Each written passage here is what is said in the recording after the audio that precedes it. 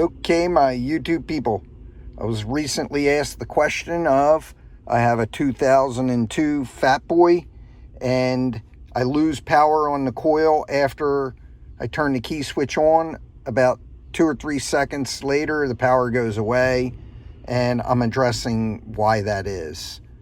So everything goes basically through the system relay, and what fires that system relay is power comes from the handlebars. That's here. When you turn the power switch on and then turn the handlebar power on, puts power on one side of this relay. The other side of this relay comes up and goes to the computer, and that is called the system relay. So the computer provides a ground for that relay and fires that system relay. Now, the system relay gets its power. There's a hot wire straight off the battery that comes through this ECM fuse, and the ECM fuse comes down to one side of the relay contacts. The other side of that contact, when the relay's fired, puts power to the fuel injectors, to the fuel pump, and to the coil.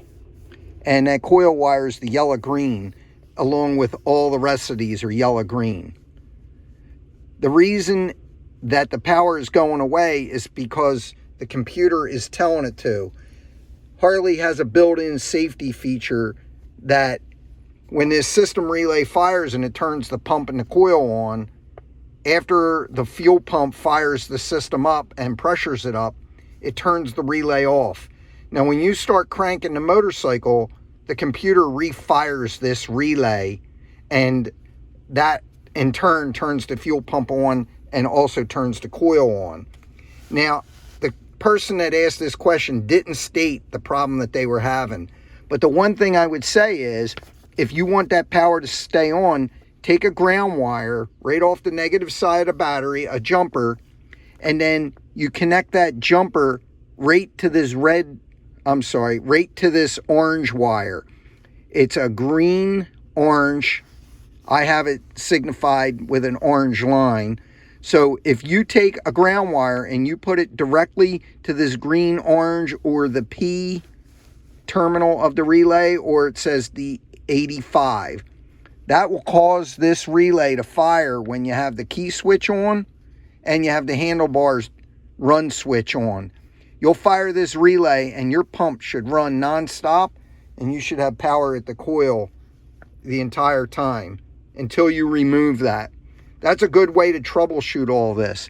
Now, if you put a ground wire on that and it fires the relay, but you're not seeing power on the I terminal, which puts power to the, like I said, it puts power to the injectors and to the coil, then you have a relay issue. It's probably a bad contact in the relay, because the other side of that relay, the C, gets power all the time through the ECM fuse, that comes directly off of the main power off the battery.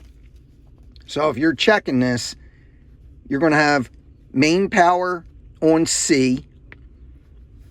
Once the relay fires, you're going to have power on I, or the yellow-green.